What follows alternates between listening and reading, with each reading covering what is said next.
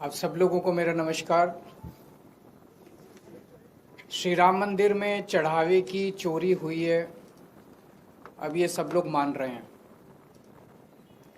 पर क्या असली दोषियों को, बड़े लोगों को, जो बड़े बड़े प्रभावशाली ताकतवर लोग इसमें शामिल हैं, उनको सज़ा मिल पाएगी? उनकी गिरफ्तारियां होंगी? क्या उनके खिलाफ एक्शन होगा? मैं देख रहा था टीवी पे कुछ एंकर हर बात पे ये कह रहे हैं कि मोदी जी हैं, मोदी जी किसी को छोड़ेंगे नहीं, मोदी जी किसी को बख्शेंगे नहीं।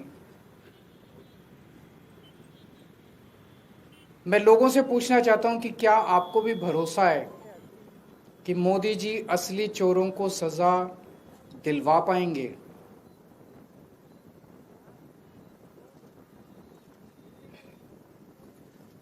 मैं ये नहीं कह सकता, मेरे पास इस बात का कोई सबूत नहीं है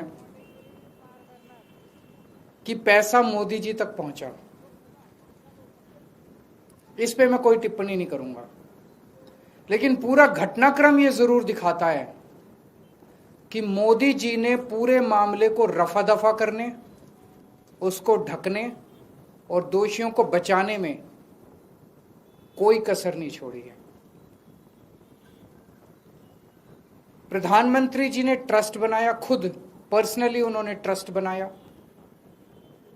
एक एक व्यक्ति जो इस ट्रस्ट के अंदर है वो प्रधानमंत्री जी ने खुद चुना। प्रधानमंत्री जी के अपने लोग हैं इस ट्रस्ट के अंदर। चंपत राय प्रधानमंत्री जी के बहुत खास माने जाते हैं। चंपत राय को श्री राम मंदिर का जनरल सेक्रेटरी और सर्वे सर्वा सब कुछ चंपत राय थे इस मंदिर में। सर्वे सर्वा बनाया वो मोदी जी ने बनाया, उनका अपना आदमी माना जाता है चंपत राय। अब जमीन घोटाले से शुरू करते हैं। उन 2021 में जमीनों के खूब घोटाले हुए वहां पे। एक मामला जो खूब चर्चा में आया, खूब अखबारों में चला, एक पाठक परिवार है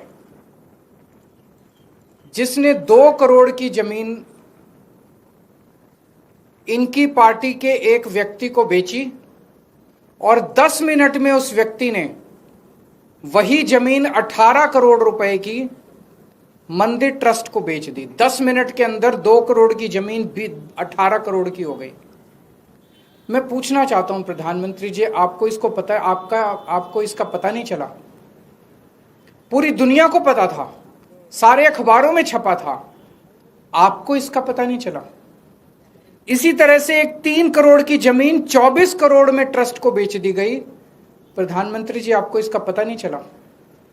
9 करोड़ की जमीन 55 करोड़ में बेच दी गई, आपको पता नहीं चला?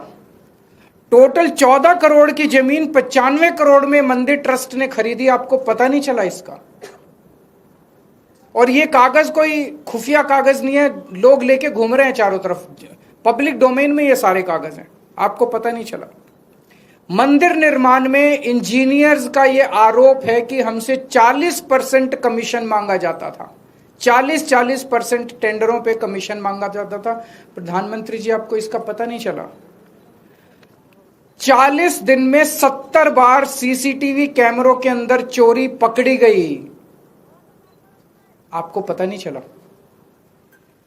8 महीने की सीसीटीवी की फुटेज डिलीट कर दी गई, प्रधानमंत्री जी आपको पता नहीं चला? इतनी चोरी इतने लंबे समय तक चली, प्रधानमंत्री जी आपको इसका पता नहीं चला? उस ट्रस्ट के अंदर केंद्र सरकार का एक होम डिपार्टमेंट का अधिकारी भी मौजूद था, उसके बावजूद भी आपको पता नहीं चला? प्रधानमंत्री जी, इस देश के हर बूथ के ऊपर कौन वोटर किस पार्टी का है, किसका नाम एसआईआर में कटवाना है और किसका नाम जुड़वाना है, यहां तक आपको पता है। और अगर आप कहें कि आपको इस चोरी का पता नहीं चला, तो ये तो हम मानने को तैयार नहीं है। आपको इस चोरी का पता था। सूत्रों से मुझे पता चला है कि आईबी ने कम से कम 12 रिपोर्ट प्रधानमंत्री को सौंपी है, जिसमें उन्होंने बताया कि किस तरह से कंस्ट्रक्शन में जमीनों में और चढ़ावे के अंदर बहुत बड़े स्तर के ऊपर राम मंदिर के अंदर चोरी हो रही है। तो पता तो चला, आपको सब कुछ पता था, लेकिन आप धृतराष्ट्र की तरह चुप रहे, आंखों पे पट्टी बांधे रहे। और जब सर से पानी ऊपर चला गया और जब मजबूरी हो गई, बहुत ज्यादा मुद्दा उठने लग गया, तो आपने लोगों की आंखों में धूल झोंकने के लिए एक एसआईटी बना दी। एसआईटी, बिना एफआईआर की एसआईटी बन कैसे सकती है? तब तक एफआईआर ही नहीं हुई थी। बिना एफआईआर की एसआईटी बन ही नहीं सकती। आपने एक एसआईटी बना दी धूल झोंकने के लिए, लोगों की आंखों में धूल झोंकने के लिए। उसी दिन देश के लोगों को पता चल गया था, जब आपने एसआईटी बनाई थी, कि प्रधानमंत्री जी लीपापोती कर रहे हैं, प्रधानमंत्री जी असली गुनहगारों को बचाने की कोशिश कर रहे हैं। और फिर आपने एक फर्जी एफआईआर की। फर्जी एफआईआर में 8 छोटे छोटे लोगों को पकड़ के जेल में डाल दिया। उसमें भी उन 8 छोटे छोटे लोगों को भी पुलिस कस्टडी नहीं दिलवाई गई, सीधे जुडिशियल कस्टडी। पुलिस ने कस्टडी मांगी नहीं। किसी भी चोरी के मामले में पुलिस कहती है कि हमें पूछताछ करनी है, हमें चोर से पूछना है कि माल कहाँ है, किसके कहने से चोरी की, कोई मास्टरमाइंड तो नहीं है, टोटल कितनी चोरी की। कुछ नहीं, पुलिस ने कोई पूछताछ नहीं की उन 8 लोगों से। पुलिस कस्टडी नहीं ली गई उनकी। उनको एश्योरेंस दिया गया, चिंता ना करो, 2-4 दिन में बेल करा देंगे तुम्हारी। ये चल क्या रहा है प्रधानमंत्री जी? संजय सिंह जब हमारे जमीनों के घोटाले के कागज लेके एसआईटी के पास गए, तो एसआईटी ने जो कहा वो चौंकाने वाला था। एसआईटी कहती है हम जमीनों के घोटाले की तो जांच ही नहीं कर रहे, हम तो केवल चंदा चढ़ावे की जांच कर रहे हैं। तो ये एसआईटी कर क्या रही है? कंस्ट्रक्शन के घोटाले की जांच नहीं कर रही, जमीनों के घोटाले की जांच नहीं कर रही। वो जांच कौन करेगा? 2021 में यूपी सरकार ने जमीनों के घोटाले के ऊपर एक एसआईटी बनाई थी। वो एसआईटी रफा दफा हो गई, किसी को पता भी नहीं चला उसकी रिपोर्ट कब आई और कब गई। क्या हुआ उस एसआईटी का? ऐसे ही दोबारा एसआईटी बना दी इन लोगों ने। 2021 के अंदर कोई जेल नहीं गया, कोई एफआईआर नहीं हुई, कोई गिरफ्तारी नहीं हुई। इस एसआईटी का भी यही हाल होगा। सबको बचाने की कोशिश की जा रही है। जिन लोगों ने इस्तीफे दिए हैं, कहा जा रहा है कि आज भी मंदिर वही चला रहे हैं, आज भी मंदिर उन्हीं लोगों के हाथ में। आज भी मैंने कागजों में इस्तीफा दे दिया, मंदिर उन्हीं लोगों के हाथ में है, वही लोग चला रहे हैं।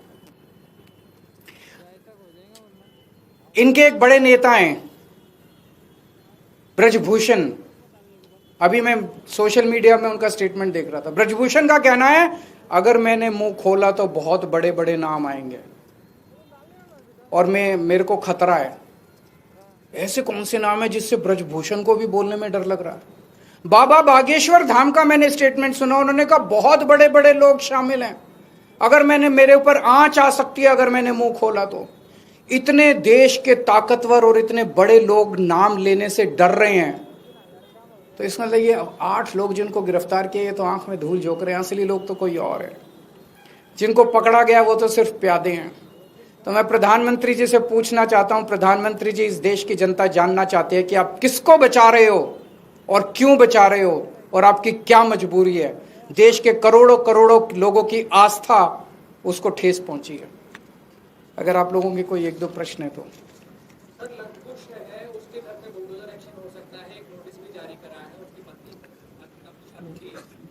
वो एक आरोपी होगा, लेकिन उससे बहुत बड़े बड़े लोग शामिल हैं, बहुत बड़े बड़े लोग शामिल हैं। सबके साथ सभी का क्यों नहीं? योगी जी तो कहते हैं मैं बुलडोजर मैन हूं, तो जितने चंदा चोर हैं उनके घर पे बुलडोजर क्यों नहीं चल रहा? सर, इस मामले में आज तक जो भी कोई बात करे सब भूल के चंपत राय तक ही आके सीमित हो जा रहा है। क्या लग रहा है कि उससे ऊपर मंत्री या एग्जैक्टली तो बात ऊपर तक है। बात केवल चंपत राय की नहीं है। अभी तो चंपत राय को ही बचाया जा रहा है, लेकिन बात उसके बहुत ऊपर तक है। बात केवल चंपत राय तक नहीं है। तो चंपत राय को इसलिए बचाया जा रहा है। चंपत राय को क्यों बचाया जा रहा है? एक बड़ा प्रश्न ये उठता है, चंपत राय को क्यों बचाया जा रहा है? इन लोगों को लगता है कि अगर चंपत राय ने मुंह खोल दिया तो बड़ी मुश्किल हो जाएगी। Thank you. सर, क्या आप चाहेंगे ईडी इस मामले की जांच करे, क्योंकि इस तरह के मामलों में विपक्ष के राज्यों में खासतौर पे ईडी का एक्शन देखने को मिला है? देखिए, ईडी भी इन्हीं की है, सीबीआई भी इन्हीं के घर की है सारी एजेंसीज। जब प्रधानमंत्री खुद सबको बचाने में लगी हुई है तो क्या ईडी और क्या सीबीआई?